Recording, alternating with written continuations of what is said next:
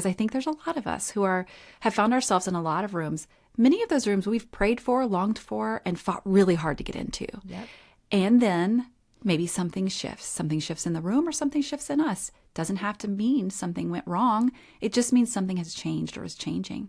Questions are so powerful and so helpful when it comes to, it's like the only thing I know to do is to ask questions when I don't have answers.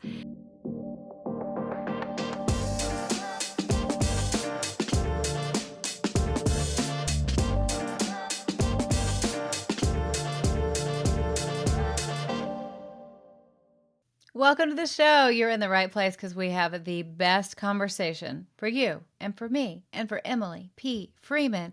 Emily and I have known each other for 16 years. It is crazy to think about.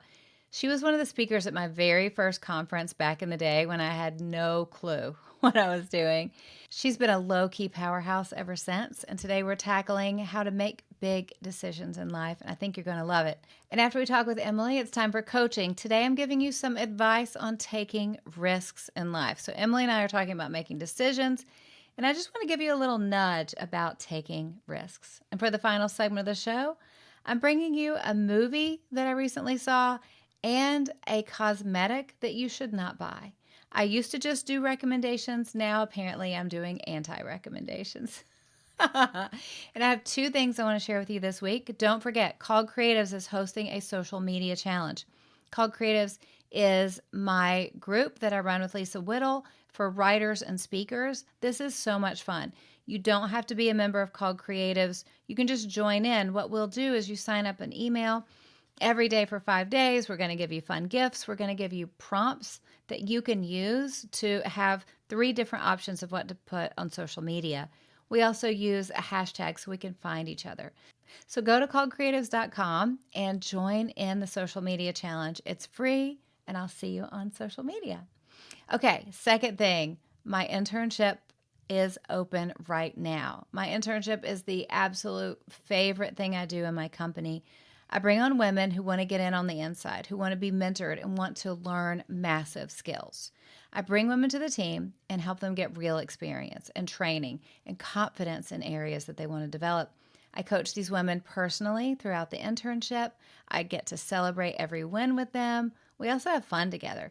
Twice a year, my interns and I go to Orlando. In the summer, we go to kind of a luxury water park, and in January, you've already heard about it, seen it on Instagram, we were in Disney. Because we all work remote, it's so fun not only to get to mastermind together every week as we share what we're working on and be able to support each other, but it's also fun to get together and just have fun as a group. I believe that getting away with women who get you, who support your dreams, who support your goals, and who cheer you on is really good for the soul. So the internship isn't just about helping with the work I'm doing. It's more about you getting the high-level training and wisdom to take your work to the next level. And the team retreats, they're just a fun, focused personal development weekend with your friends. So if you're interested in the internship at all, it's allieworthington.com/interns. But you can also, whether it's the Called Creatives Challenge or the internship application, you can find that in my Instagram bio link. I want to share just a quick testimonial from someone who was on my team a couple years ago. Her name's Dina Dyer. She said, I've gotten a master's level education in sales and marketing and coaching and business this past year. And the personal coaching times with Allie were my favorite. I love to be able to do it. It is so fun. I'd love to be able to coach everyone and help everyone, but there's not enough time in the day. So be sure to apply. Be sure to sign up for the Called Creatives Challenge. And without further ado, here's my friend, Emily P. Freeman. Now, Emily, this is the first time we've seen each other and the first time we've talked since I believe it was fall of 2021. I'm on a flight to Nashville, flying back home with one of my sons. For some reason, I know. All of our original tickets got canceled. We got on a last-minute flight to fly home. I'm in an aisle seat. My 16-year-old is in front of me in an aisle seat, and this is when all flights were requiring masks. I am an introvert. I don't ever look at the person I'm sitting next to. I don't make conversation. I don't chit-chat. This is my time to introvert. And it is the last 5 minutes of the flight, and I lean forward and I say something to my son, And then I hear this voice next to me say, Allie? And it was you. I mean, we took that whole flight together in the same row, and I did not know you were there the whole time. No. Because I heard your voice. I think that's how I knew. Yeah. I was like, I know that voice.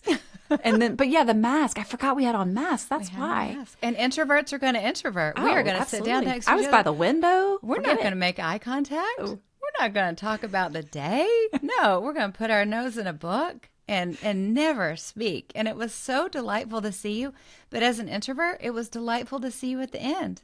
Yeah. Because we got to visit and we still had time to read. That's it was right. Perfect. It was the perfect flight. This is the most us thing ever to just not look around. People will say, oh, I had this great flight and I talked with someone forever. And I would think, are you exhausted? It's a stranger. To invest that kind of emotional commitment to someone you'll never see again? Yeah. No. That's a real vibe. Yeah. No, people try and I'm not having it. Okay. I am most excited to get you on the podcast to talk about your new book, How to Walk Into a Room, which is fantastic. You're one of my favorite writers. Stop it. No, for real. You are a terrific writer. Thank you. I have, there's Sarah Bessie, Oh, yeah. Kate Bowler, Yes. and you. I am in good company. I mean, you really are. Every time I read one of your books, I'm always like, man, if I could string some words together like these women. So I tip my hat to you. You are a writer's writer. I was really excited to talk to you about some of the concepts in the book, walking out of a room, leaving things. I famously shut down my conference. I shut down my business to go work with Chris Kane to build Propel, and then I came back. So I know a lot about the pain of shutting things down, but I'm excited to hear from you of the story of what made you sell your company. What was the build up? What did you have to wrestle through? How did you know it was time to walk out of that room? Yeah. You know, first of all, thank you for having me on. And as you reviewed some of the things you've left, I'm like, wow, Allie, you have left some really big rooms. Yeah. And I think that it's so interesting whenever I talk on Instagram, for example, or like an email or whatever about leaving a room. You know, I have said this over and over again that we know that some rooms are for us. Other rooms we know aren't for us. No big deal. But what do we do when a room that we're in is no longer a room where we belong? And I think that's really the conversation that I feel compelled to have right now, because I think there's a lot of us who have found ourselves in a lot of rooms. Many of those rooms we've prayed for, longed for, and fought really hard to get into. Yep. And then maybe something shifts in the room or something shifts in us. Doesn't have to mean something went wrong. It just means something has changed or is changing. And so what do when we look around and we start to either not recognize ourselves or we don't recognize the room? And that's really the conversation I want to have. And so you mentioned, you know, kind of my decision to exit a big room. I had a membership site for writers that I co-founded with a couple of other wonderful humans back in 2015, which was 1,000 internet years ago. Sure. And we started it as a hobby. I mean, really, it was like this fun thing on the side we'll do for writers. And we did, and met some of the most beautiful writers that there are. Such a kind community. And grew it for many years.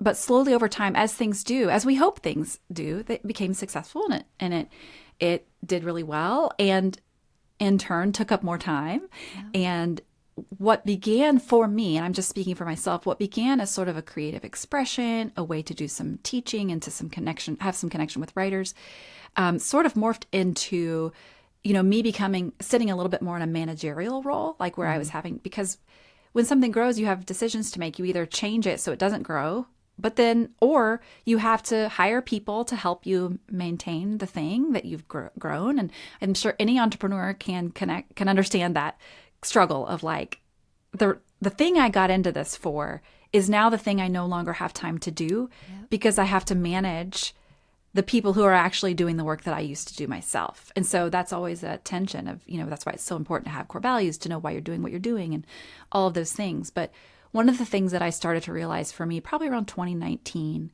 was I started to recognize, and by the way, that was like the dumbest, busiest year of my life. Like I was in grad school. I was running this membership community, co-running this membership community.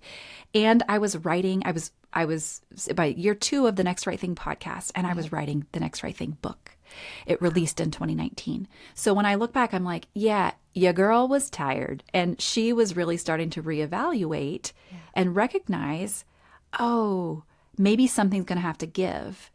So during that time, Allie, what I realized was happening was that it's not that I was violating my own core values. I wouldn't go so far to say that, but I did start to recognize ways in which I was unable to show up in all of my spaces as the person who I really most fully and deeply am. Yeah.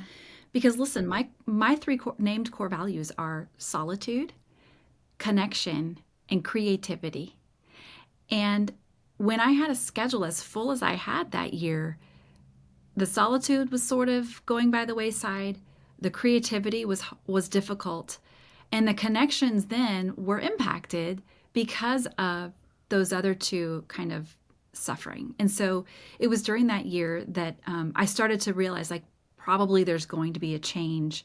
I didn't know when and I didn't know how, but I knew that that was probably going to be down the road. And this was not news to my co-founders. It wasn't like we all kind of talked about this type of stuff. You know how you do in a business? You're like, we're probably not going to do this forever. The internet's going to explode. We're all going to need to do something else. One of it's going to want to do something else. So this was not like something that we hadn't talked about. But then when the pandemic hit, it definitely slowed the process down, because now we were running a business differently than we ever had before, just like everyone else. And it did not feel like the time to make big changes.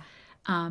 And so that was a great example of a time when I was ready, but it was not yet time. Sometimes the opposite is true. When you are not ready, but it is time. Anybody who's ever had a baby knows, listen, you're not ready, but it's time. And so I think that a lot of the tension we have when it comes to deciding to leave or stay, it's because readiness and timeliness don't line up. Yeah. And so we have to make decisions to the best that we can, the best with the information we currently have, with where we are right now, about what is my next right thing here, even though readiness and timeliness are not necessarily aligning. Because when they align, that's when we throw parties. That's when we have graduations and weddings and retirements. Like, it's time and I'm ready. Yay, everybody knows it. It's those other times when they're not aligned that we find ourselves having to enter into these discernment processes. That's so good. There's a couple of things that I underlined that I wanted to point out to you and have you riff on a little bit. One, I'd love to hear you just talk about the questions that can help you stay or go. Do you want to share some of those questions that, whatever it is that someone is facing listening right now, a work decision, a personal decision, whatever it could be, what are some questions that can give clarity? Questions are so powerful and so helpful when it comes to, it's like the only thing I know to do is to ask questions when I don't have answers. One question I think has been really helpful for me just to begin with is when I realize I'm in a space where I'm questioning a space or a space is questioning me, is just to simply get a big picture overview to remind myself, did I choose this room or did this room choose me? And the reason why I think that's important is some rooms that we start questioning, we question because, for example, maybe it's a church setting. Let's just use that as an example. Did you grow up in this church and you've been here since you were a tiny little baby and now you're 25? This room kind of chose you. Like you didn't choose this room when you were a baby. Someone chose it for you. And so it developmentally makes sense that you might begin to look around and wonder, is this still a room for me? That doesn't mean that you'll leave, but it does mean you're beginning to own your own choices about places where you're showing up and giving your time and attention and community and trust. But I think the other part of that is if I did choose this room, it's really good to be aware of that, because the rooms that we choose often have a lot of stories attached to them because maybe we worked really hard to get there. And so those are often the rooms that are more difficult and more nuanced to begin to consider making a change in, because a lot of times they are tied to not just what we're doing and where we're spending our time, but they're oftentimes tied to our identity. Maybe you worked really hard. Like I worked really hard to become a sign language interpreter, and I got a degree in that. I got nationally certified, failed the test the first time, went again, took it a second time, and got my national certification in sign language interpreting, which meant I could work anywhere in the country as a ASL interpreter. And I spent a lot of money and time doing that. And then I got married. I had 2 babies at one time. And I began to question, like, it's not that sign language interpreting was a bad room for me, but my life no longer supported what that job was going to require. And it was really difficult when I got that notice in my email that reminded me that I had continuing education credits I had to earn, and I knew I wasn't going to be able to earn them, and I had to make a choice about, am I going to let the certification go? Because I worked so hard to get it. And in the end, I let it go. And it was a moment for me. It was a long moment, actually, that lasted many months and sometimes years. Years looking back, it was still hard because I realized, like, wow, I was really good at that. I was good at that. And I loved it. And it was my college degree. And so walking away from that, there was a lot that I had to carry, because I realized, like, okay, I have to come to terms with, just because it's not the right room for me anymore doesn't mean I chose wrong in the first place. Doesn't mean I made a big mistake. It just means I'm growing and changing, and life is different now. And so I often say, just because you're good at something doesn't mean you have to do it forever. But it's something that's hard to accept, especially when we're the ones having to make that choice. Totally. And it's great that you didn't fall for the sunk cost fallacy in that. Sunk cost fallacy being, we've sunk so much money and time into all of this, so I'm just going to keep on going, which gets people in trouble. I will say there is one profession that comes to me more than any other profession saying, I think I want to get out of this profession, but I feel so bad because I spent 6 years becoming an expert at this, but I can't do it anymore. It's sucking the life out of me. And it's always so impactful to me when a woman raises her hand and goes, I spent a lot of money and time doing this, but this isn't for me. And I feel like that's so much healthier than going, well, I spent money and time, so this is life, and I'm just going to be miserable every day for the rest of my life doing it. Yeah. I love how you talk about the point and call system. A famous, James Clear talks about it in Atomic Habits. I was inspired from that reading. I took my team to Universal last weekend and Disney, and it's fun getting on a roller coaster and watching them do the point and call system. And I always think, oh, they're taking care of business. Talk about it a little bit, and then I want to read 3 lines that you wrote at the end of this chapter that just were so meaningful to me. Talk about why point and call is so important. Well, point and calling it's a safety system that, we kind of take from the Japanese railway system, and that's where, James Clear talks about it in Atomic Habits, like you mentioned, where really it's very simple. And what they do is they point out very obvious things happening on the train, and they call them and say them out loud. Mm-hmm. And it sounds like the curious prattle of a toddler, like, oh, there's a ball, there's my mommy, let's play. It's all very obvious things. But what they found is that it really did reduce workplace mishaps. It made the workplace, the trains, much safer. Like studies show, it really did work. And so when we take that system and apply it to our inner life, apply it to our actual rooms that we're in, whether those are physical rooms or metaphorical rooms, I find it to be so helpful, because what it does is it raises our awareness of what is actually true by pointing at the corners of the room that I'm avoiding, by pointing at who am I showing up as different in this space than maybe I'm showing up in spaces where people who really know and love me. Am I showing up differently here or there? So it's simply a way to begin to name what is actually happening here without judgment, and just take account. That's just the first step. Ronald Rolheiser talks about we get into trouble whenever we don't name things properly. And so the point and call system is really a way of, hopefully a non-judgmental way of doing that, of just saying, here's what's true right now, and I'm going to face it for what it is. Who is in this room now? Who has already left this room? Who is welcome here? Who's unwelcome here? what would my absence mean? What's at stake for those who stay? What's at stake for me if I leave? These types of questions can help us in this practice of pointing and calling. That's so good. Here's what you wrote that I love so much. You said, point at the room and call what you see. Point at the people and call out both the lies and the dignity, and the loves and the longings too. And then this one, point at yourself and call out what is most true today. Come on, Emily P. Freeman. You're just stringing words together. Those are the lines that I read and I go, oh man, it's so good. This last one, point at yourself and call out what is most true today. Because that's all we know. Yeah. But there is bravery that comes from going, this is what I know to be true today. This is what I know to be true about myself. And I believe this is where I'm going. And sometimes it is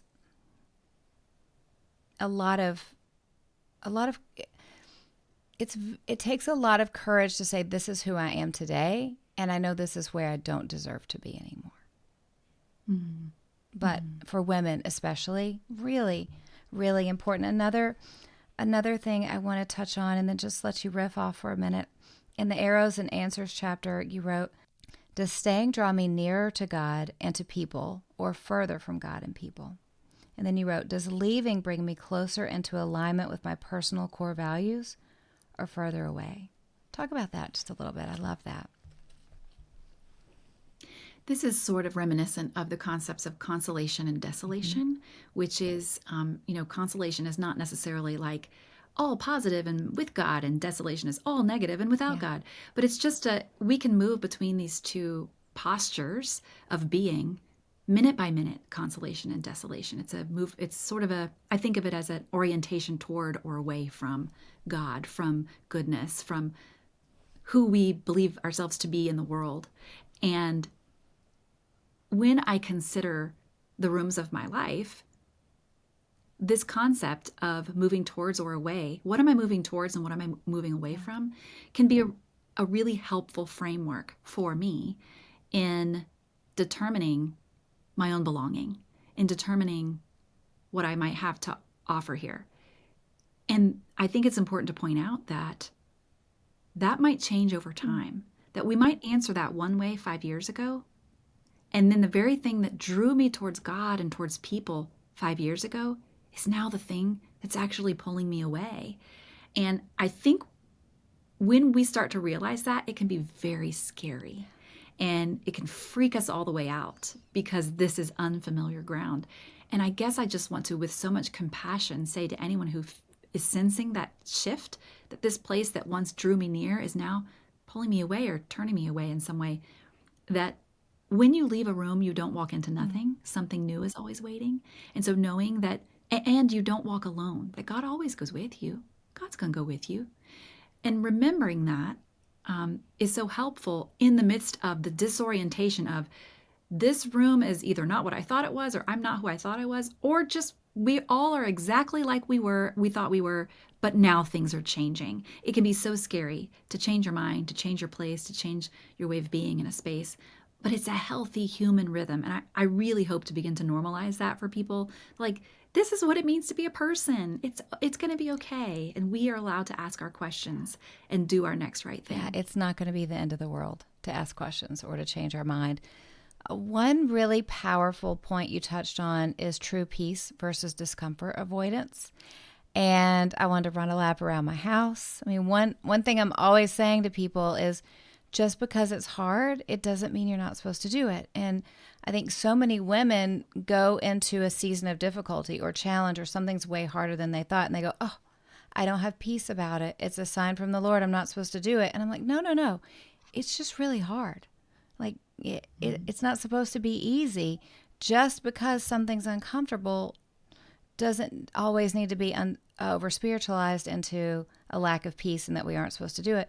Something's just suck the life out of you a little bit, and then you get through it, and then it's not hard anymore. Talk about this concept.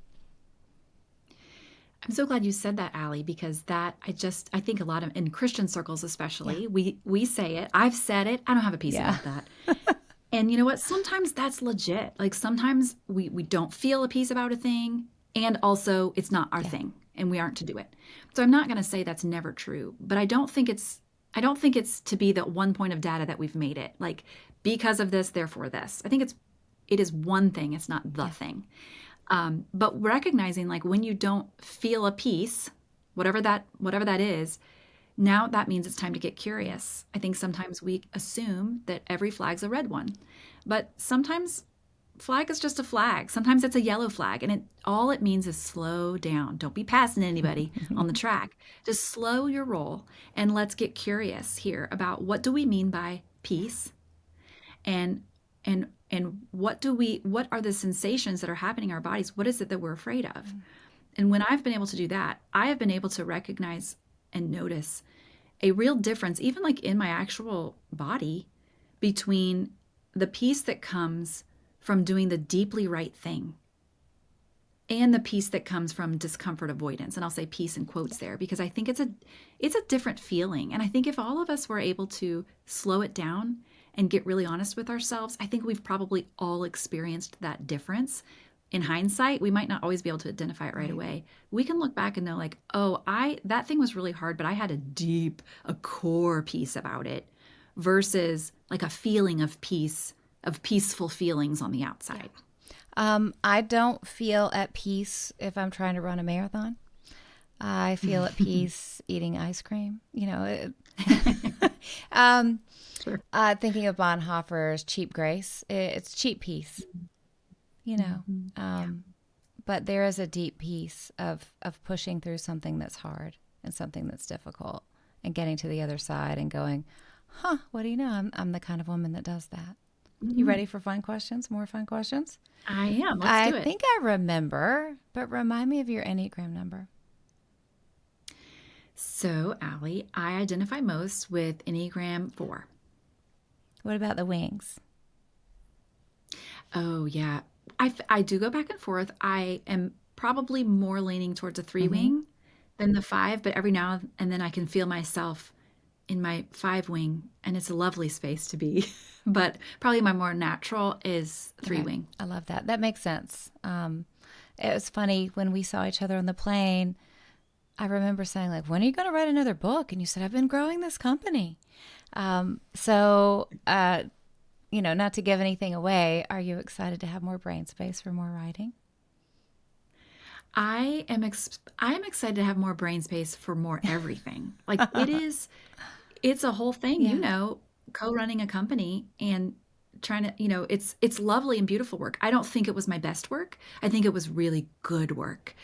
So I'm excited about and have been for the last, year and a half-ish, to be able to turn my face in a different direction and kind of do some deeper work. This book, How to Walk into a Room, is one of those things, but looking forward into the foggy future, I definitely would love to do more writing down the road. We'll see. We shall see. Oh, yeah. I mean, I actually don't have any books planned right now because for me, I need to live life a little bit and see what bubbles up. So for you, were you inspired to write this book by what you were going through?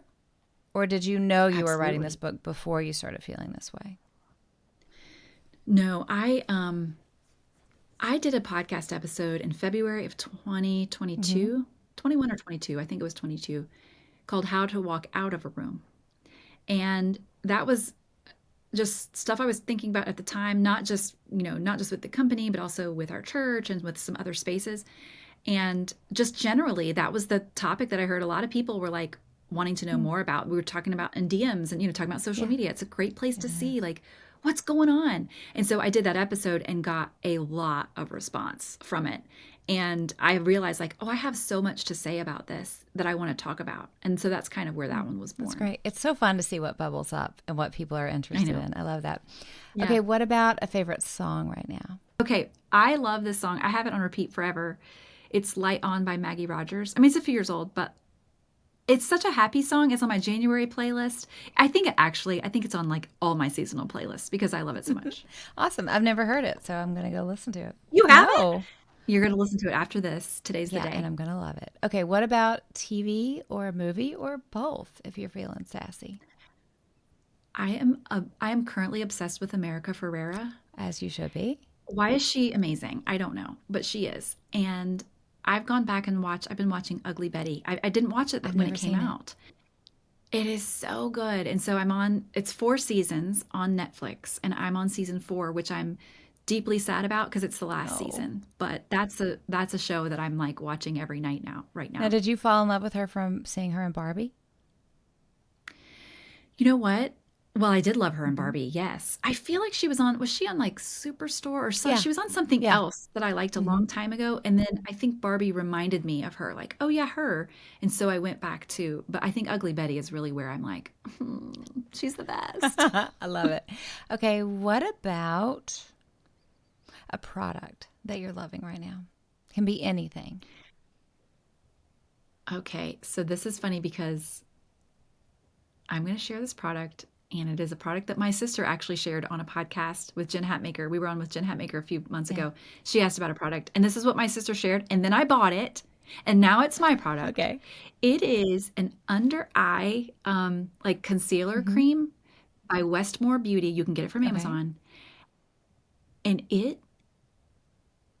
I've bought now. I'm on my second tube. I think it's their little tubes, but it takes care of your like under eye like discoloration and like the under eye bags. No. It like soaks them up into your face. I'm not kidding. It's like modern preparation age. It is. That's exactly what it is. But it only lasts like you can't put listen, don't you can't put anything over it or under it. You just gotta like wash your face and then put it on. You can't Okay. put like powder on it or it'll get weird. You just have to let it Is it be. okay with wrinkles? You know how some of them it will look good from afar, but close up it'll age you a bunch? Yeah, I mean, there's a little bit of Okay. that, I think. But I have found it to be worth it so I mean, far. something that takes care of discoloration in bags, I'm in. What's Together, the brand right? again? Westmore Westmore. I've Beauty. never even heard of it. This is why I asked this question. This is life I know. changing. It might be. It might Okay, be. what about an app that you love right now? So I listened to this. It's a free app. It is Lexio I 365. love it. And it's sort of like morning Mhm. prayer, and it kind of takes you through a liturgy of prayer every morning. And they have morning and evening. And so I love it so much. I found it a few years ago, then I forgot about it, then I refound it, and it was like a rekindled love story. But it was just such a lovely way to kind of if I am in sometimes I'm in a season where it's really difficult to read. Yeah, And so it's really helpful to have someone read to it's me. great. Now, I feel like there's another app that you could mention. What could that be? There is. Well, the last couple of years, I have been working with a developer, and we created an app called the Quiet Collection. And so I also love that app. So that's part of my work, but that's my kind of contribution to the people who feel like they can't read in the morning and they want something else to support. And so on that app we have borrowed prayers. I read some of the Psalms, and there's also some other collections. We have collections every Advent, and we have a blessings collection out that goes along with this next book.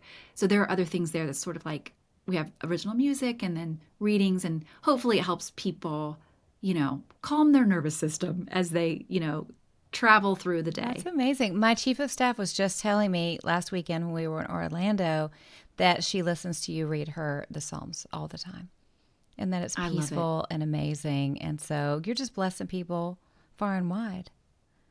Oh, I love good. it. The last thing, I normally don't ask questions, but I wanted to make sure we touched upon it. Talk really quickly about my favorite part of the book, and that is walk in as your own friend. What do women need to know about this? Sometimes when I show up in spaces, I'm looking around for who might support me there. And I am learning that I can walk into rooms as a leader, even if I'm not in charge. And for me, what that often means is I'm leading myself. And I'm going along with myself and holding my own hand. And that though there may be many voices at the table that I respect and love, I too have a voice at the table, and I'm learning to honor that voice and to invite her forward. So that to me is a true friendship with myself. I love that. It's so beautiful. Thank you for coming on the show. Tell everyone where they can find you. And of course, that they tell them why they want this book. That's what I love to hear from authors. Like, why Oh, do yeah. people need it? Well, I think that when we are questioning our spaces, it can be really Yeah. lonely and we don't know which way to turn. And so this book, really, I wrote it to offer a framework for discernment for anyone questioning a room or realizing a room might be questioning you. And I think we do that. There's a 4-part, very simple framework that I will walk you through. We will go slow and we'll do it together. And I hope that by the end of the book, even if you don't know exactly what to do next, you'll have some courage and confidence that there is a next, and there are ways you can flourish and grow.